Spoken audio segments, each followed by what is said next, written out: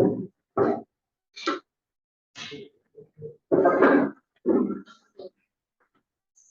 everyone, let's start our today's lesson. So, कल जो हमने डिस्कस की थी चीजें, उनमें से कुछ बेसिक चीजों को हम आज दोबारा रिवाइज करेंगे। फिर हम आज कुछ अमेजोन के मॉडल्स देखेंगे कि अमेजोन किन किन मॉडल पे किस किस तरह हमें जो है ना सर्विसेज प्रोवाइड कर रहा है। तो सबसे पहले once again, what is e commerce? E commerce e commerce is just buying and selling of something online. Clear? तो नेक्स्ट हमारे पास क्या है कि अब टाइप्स ऑफ ई कॉमर्स क्या क्या है? B to B and B to C. B to B क्या है? Business to business, business to business, and B to C is business to consumers. अब बिजनेस टू बिजनेस क्या हो सकता है? किसी को कोई आइडिया है जी? नहीं, वो तो आप एक एग्जांपल दे रहे हैं ना कि अली बाबा से आप अमेजोन पे सेल कर सकते हैं। लेकिन मैं इसकी बेसिकली डेफिनेशन पूछना चाह रहा हूँ कि बिजनेस टू बिजनेस से क्या मतलब है। बिजनेस टू बिजनेस से ये मतलब है कि आप किसी मैन्युफैक्चरर से या किसी सप्लायर से बल्क में चीजें उठाते हैं और बल्क में ही आगे सेल कर रहे हैं। किसी से बिजनेस लेके आप खुद का बिजनेस कर रहे हैं। ऐसे ही है, बिजनेस टू बिजनेस हो गया। लेट्स सपोज आपने मोबाइल फोन एप्पल, आप एप्पल वालों से कांटेक्ट करेंगे, बल्क से उनमें फोन उठाएंगे और आप उनसे बाय कर लेंगे। ये बिजनेस टू बिजनेस की एक एग्जांपल होगी। ठीक है। नेक्स्ट जो सेकंड हमने बिजनेस मॉडल पढ़ा वो था बिजनेस टू कंज्यूमर। अब बिजनेस टू कंज्यूमर क्या होगा कि आपने अपनी शॉप पे वो सारे फोन रखे और सिंगल सिंगल कस्टमर को आप सेल कर रहे हैं। That is business to consumer. इसकी अब एग्जांपल क्या है? Amazon। अलीबाबा से आपने मैन्युफैक्चरर ढूंढे, सप्लायर ढूंढे, उन सप्लायर से आपने निगोशिएट किया, अपनी बार्गेनिंग की, अपनी रिक्वायरमेंट्स बताई, जो चीजें आपको चाहिए थी आपने वो सारी उनसे डील क्रैक की, और उनसे जो आपने प्रोडक्शन यूनिट के फेज से कंप्लीट करके जो फाइनल आइटम्स आपको मिली वो आपने अपने अमेजोन के वेयर हाउस में भेज दी या अपने पर्सनल प्राइवेट वेयर हाउस में भेज दी। उसके बाद जो आप आगे सेल करोगे वो सारा क्या हो जाएगा? Business to consumer. सिंपल। कोई टेक्निकल चीज इसमें? सिंपल। इसकी वर्ड टू वर्ड डेफिनेशन भी देख लेते हैं। A B to B model focuses on providing products from one business to another business, dealing with the manufacturer और supplier for a specific item. Let's suppose Alibaba. अच्छा, अब Alibaba की एक दोनों की डेफिनेशन आपको क्लियर हो गई है। Business to consumer e commerce is related to transaction and relationship between business and the customer. जो आप कस्टमर के साथ इंटरेक्ट करेंगे अपने बिजनेस को, वो आपका बी टू सी मॉडल हो जाएगा, और जो आप बिजनेस टू बिजनेस करेंगे वो आपका बी टू बी हो जाएगा। अब मुझे अली एक्सप्रेस का सबको पता होगा, Ali express is a subset of Alibaba, right? अब अली एक्सप्रेस का जो मॉडल है वो बी टू सी है कि बी टू बी है? वो बी टू सी है, क्योंकि उधर आपको सप्लायर नहीं मिलते, उधर आपको मैन्युफैक्चरर्स नहीं मिलते, उधर आपको सिर्फ आइटम्स मिलती हैं जो आपने बाय करनी है। जो आपका प्रॉब्लम है उसकी सोल्यूशन के लिए आपने वो प्रोडक्ट फाइंड आउट करनी है और उनसे बाय कर लेनी, तो वो बी टू सी मॉडल है। क्लियर? अब कुछ इसके ऑब्जेक्टिव्स जो हैं वो देख लेते हैं। ई कॉमर्स की क्या है? डेवलपमेंट ऑफ पोर्टल पे मिल जाएगी, आपने करना है तो आप कर लें बेशक। साथ साथ पोर्टल पे ये आपको ये वाली जो पीडीएफ फाइल है ये आपको मिल जाएगी इजीली। ठीक है। सो सबसे पहले क्या? Development of business relationship. कि ई कॉमर्स का क्या एक ऑब्जेक्टिव है कि आप बिजनेस की रिलेशनशिप डेवलप करते हो। लाइक आप कस्टमर्स के साथ भी आपका रिलेशनशिप बिल्ड होगा तो ही आपके पास कस्टमर्स आएंगे ना। एक ट्रैफिक अच्छी गुजरेगी आपके पास से तो फिर नेक्स्ट ट्रैफिक अच्छी आएगी जब वो जाके आपको रेफर करेंगे डिफरेंट प्लेसेस पे। सिमिलरली अगर हम मैन्युफैक्चरिंग के पॉइंट ऑफ व्यू से देखें तो सप्लायर के साथ आप रिलेशनशिप बिल्ड करोगे, आप होलसेलर्स के साथ कर सकते हो, वो डिपेंड करेगा आपका बिजनेस मॉडल क्या है। अब ये जो होलसेलर है ये बी टू बी मॉडल पे चल रहे हैं ना, बल्क में मैन्युफैक्चर से उठाते हैं और आगे भी बल्क में बेच रहे हैं, तो वो होलसेलिंग भी क्या हुई? बी टू बी मॉडल हो गया। सेकंड फीचर इसका क्या है? Better customer service. Sir, online business में आपको कस्टमर सर्विस जो है उसके ऊपर बहुत फोकस करना पड़ेगा। जैसे मैंने कल भी बताया कि अमेजोन के लिए कस्टमर क्या है? खुदा है। कस्टमर आपको मैसेज कर रहे हैं, आप उसका रिस्पॉन्ड नहीं कर रहे तो अमेजोन आपके लेवल को डाउनग्रेड कर देगा और आपके अकाउंट का डिफेक्टिव रेट जो है वो इंक्रीज होता जाएगा। अमेजोन का एक स्टैंडर्ड है, लेट्स सपोज अगर मैं कह दूं कि 10% इफेक्टिव रेट अमेजोन बर्दाश्त करता है, जैसे ही आपका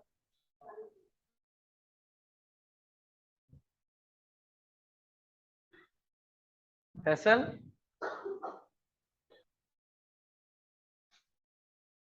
यार वो अंदर ना कफिंग आ रही है तो एक गिलास पानी भिजवाना किसी चीज।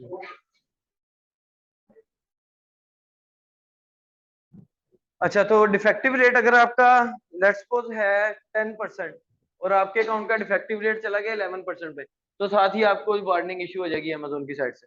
तो कस्टमर सर्विस को आपको इम्प्रूव करना पड़ेगा। लोगों ने 24/7 यानी कि 24 घंटे और 7 दिन के लिए उन्होंने अपनी कस्टमर सर्विस टीम जो रखी होती है बैकएंड के ऊपर। हमें भी पता है, आप एक सिंपल मोबाइल फोन की एप्लीकेशन मिसाल ले लें, यूफोन है, जैज वाले, आप जब मर्जी उनको कॉल कर लें, उनकी कस्टमर सर्विस जो है वो अवेलेबल है 24/7। नेक्स्ट आपका क्या है जी? Convenient and user friendly with the ability to transfer funds. It is difficult for buyers and sellers to find each other in the physical world, but it becomes very easy for them with the inception of e-store। सही है, simple सी line है, इसको मेरे ख्याल से explain करने की मुझे जरूरत नहीं है, ये तो बिल्कुल हम अभी ऑब्जेक्टिव्स ही डिस्कस कर रहे हैं। With an e-commerce website you can sell your product and service across the world. Physical shop में आप ये काम नहीं कर सकते ना। एक एक बहुत सक्सेस रेशियो के बाद आप अपनी फ्रेंचाइज सेल करने जाएंगे अक्रॉस द वर्ल्ड, मेरे ख्याल से तो वो विद इन सिटी हम कर लें तो बड़ी सक्सेस है हमारे लिए। लेकिन ई कॉमर्स स्टोर जो अब आप बनाएंगे, उसकी फ्रेंचाइज सेल होना हो अक्रॉस द वर्ल्ड जो है, वो लोग जो है आपको एक्सेस कर सकते हैं, आपके स्टोर से चीजें बाय कर सकते हैं। Depends upon your marketing strategy. कि ट्रैफिक तो है, डिमांड तो है, लेकिन क्या ट्रैफिक को अपने स्टोर तक लाने का प्लान ऑफ एग्जीक्यूशन है आपके पास? सही है, तो ये इस चीज को इधर डिस्क्राइब किया जा रहा है। नेक्स्ट वही कि 24/7 अवेलेबिलिटी आपकी चाहिए। इनको इनको थैंक यू सर। ये कुछ फीचर्स हैं जिनको हमने मेक श्योर करना है, जब भी आप अपनी किसी भी प्रोडक्ट पे जाएंगे तो देखना है कि वो यूनिवर्सल स्टैंडर्ड पे 100% फुलफिल कर रही हो। आपकी जो प्रोडक्ट है, हर हर एक चीज का यूनिवर्सल स्टैंडर्ड होता है ना, क्वालिटी होती है। तो जाहिर बात है, अगर आपकी प्रोडक्ट स्टैंडर्ड को मेंटेन नहीं कर रही होगी, आपके कंपेटिटर की सेम प्रोडक्ट उस स्टैंडर्ड को मेंटेन कर रही है, तो सर आपसे तो कोई बाय नहीं करेगा, आपसे तो कोई भी बाय नहीं करेगा जी। क्वेश्चन में अच्छा, तो आपसे तो कोई बाय नहीं करेगा, तो इसलिए आपकी प्रोडक्ट मेक श्योर करें कि क्वालिटी अच्छी हो, उसकी यूनिवर्सल स्टैंडर्ड जो उस प्रोडक्ट के हैं वो उसको मीट कर रही हो। सेकंड क्या है? Product comparison. सर आपने अपनी प्रोडक्ट्स को, जो सी भी प्रोडक्ट्स आप सेल करने जा रहे हैं, उसका कंपैरिजन लाजमी करना है अपने कंपेटिटर्स के साथ। कंपैरिजन करेंगे तो आपको यूएसपी मिलेगी। एक ये भी एक नई टर्म है, नोट कर लें, USP, unique selling point.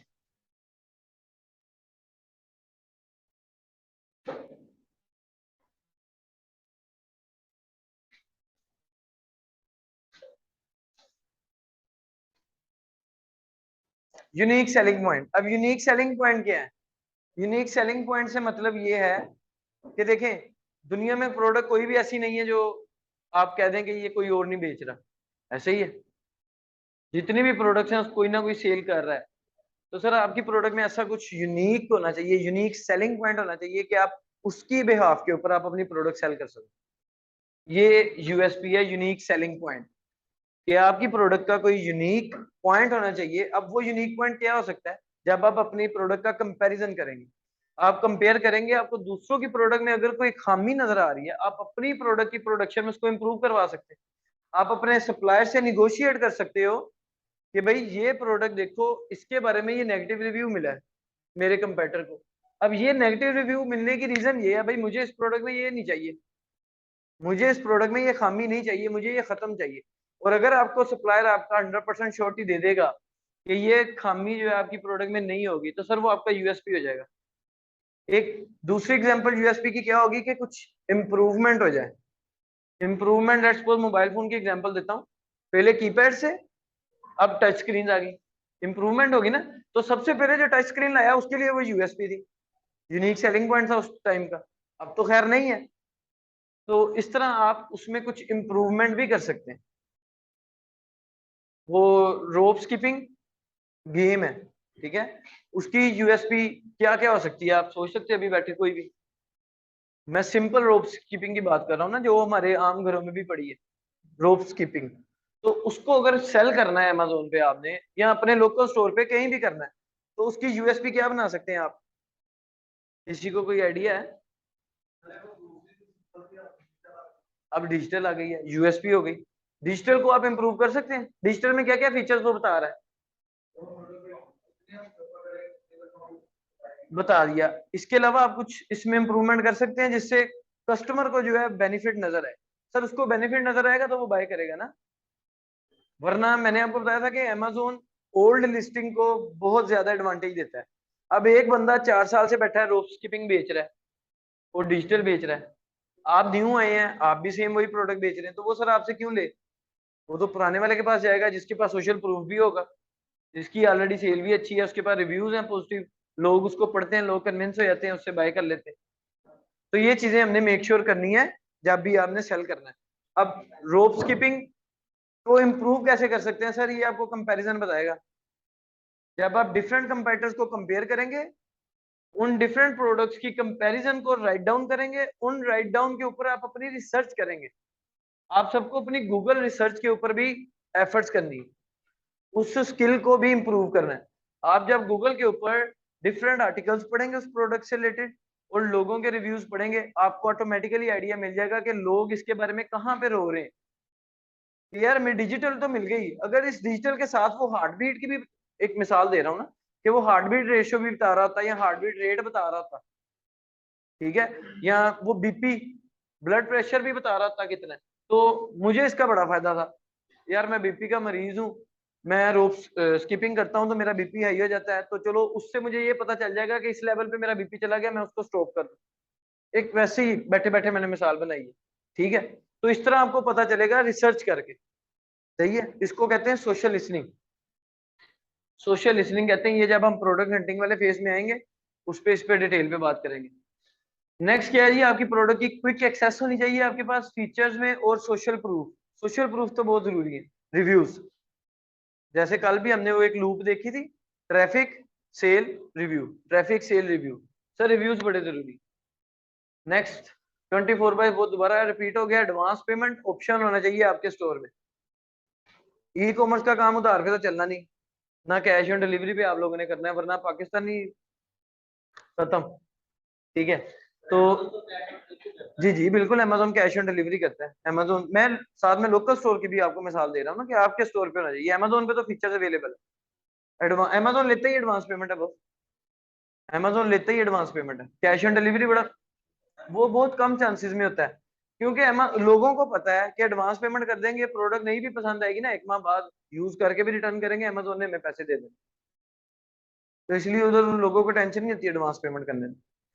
Next हमारे पास क्या है जी, शेयर विद अदर्स, और रिटर्न पॉलिसी आपकी जरूर अच्छी होनी चाहिए, जिस तरह अमेजोन की है। कस्टमर को पता है कि जब मर्जी मोड़ देंगे, रिटर्न करेंगे, हमें पैसे वापस 100% रिफंड हो जाएंगे। तो आपके लोकल स्टोर पे भी कोई रिफंड पॉलिसी होनी चाहिए। आप नहीं 100% रिफंड बियर कर सकते, आप 50% करें। ये देखना कौन है, अगर वो जर्मन से हुए तो मुझे बता।